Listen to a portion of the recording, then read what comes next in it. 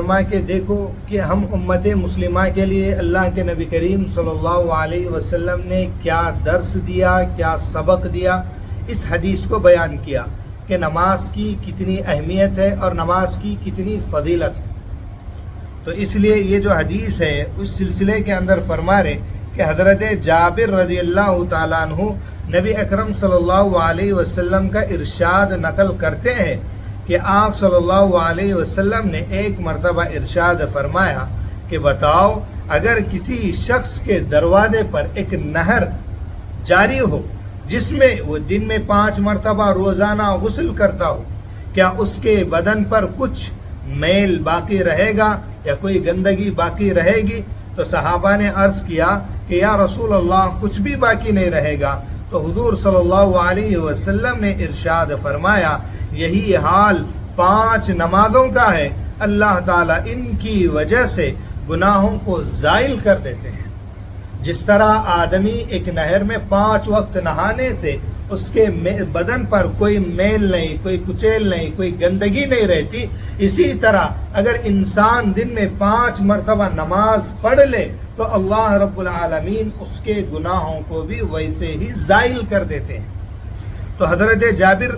رضی اللہ تعالیٰ نبی کریم صلی اللہ علیہ وسلم کا ارشاد نقل کرتے ہیں کہ 5 نمازوں کی مثال ایسی ہے کہ کسی کے دروازے پر ایک نہر ہو جس کا پانی جاری ہو اور بہت گہرا ہو، اس میں روزانہ 5 دفعہ غسل کرے۔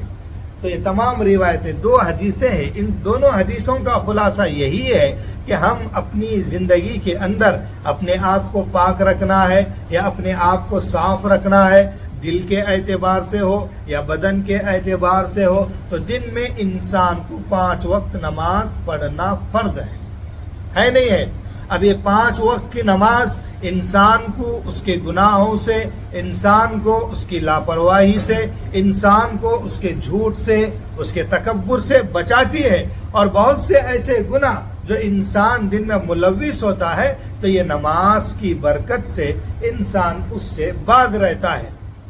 لیکن جو آدمی 5 وقت نماز بھی پڑھتا ہے پھر بھی گناہوں سے باز نہیں رہتا، تو اس کا مطلب یہ ہے کہ اس کی نماز کے اندر وہ تاثیر نہیں، وہ دم نہیں، بلکہ وہ کھڑا تو مسجد میں ہے لیکن اس کی توجہ، اس کا دماغ جو ہے نا اپنے کاروبار میں ہے، اپنی دکانوں میں ہے۔ تو ایسی نماز انسان کو فائدہ ہرگز نہیں پہنچاتی۔ تو ہمیں نماز ایسی پڑھے جیسے اللہ کے نبی کریم صلی اللہ علیہ وسلم نے پڑھا تھا، صحابہ نے پڑھی تھی، کہ کیسے کہ خشوع و خضوع کے ساتھ اگر ہم نماز میں کھڑے ہو جائیں تو ہم اللہ کے سامنے ایسے کھڑے ہو جائیں جیسے اللہ ہمیں دیکھ رہا ہے۔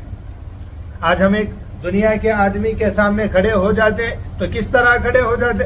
بڑے ادب کے ساتھ، بڑے لحاظ کے ساتھ، کہ کہیں سامنے والے کو غصہ نہ آ جائے، بڑا آدمی ہے، کوئی ہمیں پنشمنٹ نہ کر دے، کہیں ہمیں غصہ نہ کر دے۔ تو اسی طرح جب ہم اللہ کے سامنے کھڑے ہو رہے ہیں تو پھر ہمیں کتنے احترام سے، کتنی عزت کے ساتھ اور کتنی عاجزی کے ساتھ ہمیں کھڑا ہونا چاہیے، یہ ہم خود سوچیں۔ تو اس لیے یہاں پر جو حدیث ہم نے بیان فرمائی کہ انسان کے گناہوں کی جو پاکی کی مثال ہے وہ نمازوں سے ہے، تو اس لیے ہر انسان کو چاہیے کہ وہ پابندی سے 5 وقت کی نماز پڑھے، اور خاص کر رمضان المبارک کا مہینہ ہے، اللہ رب العالمین نے اس مہینے میں اتنی بڑی فضیلتیں اور اتنی بڑی ہمارے لیے نعمتوں کا ظہور کیا، نازل کیا۔ اب ہر مسلمان کو چاہیے کہ ہم نے رمضان کے علاوہ کے 11 مہینے میں ہم نے کیا کیا بھائی؟ خوب کمایا، خوب کھایا، خوب ہم نے تجارت کی، خوب ہم نے جو ہے نا لین دین کیا۔ لیکن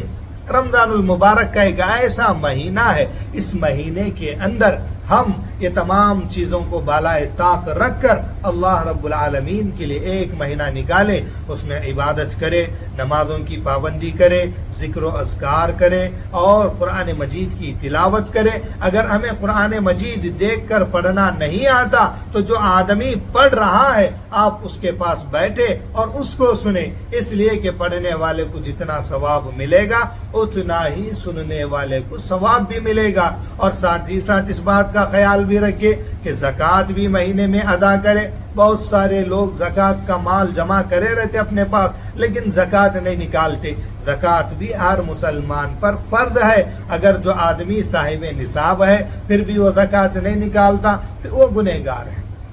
اور دوسری بات، اس مہینے کے اندر صدقہ و خیرات کرتے رہے. جتنا ہم اللہ کے راستے میں مال خرچ کریں گے، جتنا ہم اللہ کے راستے میں اپنے مال کو نچھاور کریں گے، اللہ ہمیں اس کے بدلے ڈھیر سارا مال بھی دے گا، اعمال بھی دے گا اور اس کا بہترین بدلہ بھی دے گا. اگر دنیا میں اس کا بدلہ نہ بھی ملے لیکن اخروی زندگی میں ضرور اللہ اس کا بدلہ دے گا.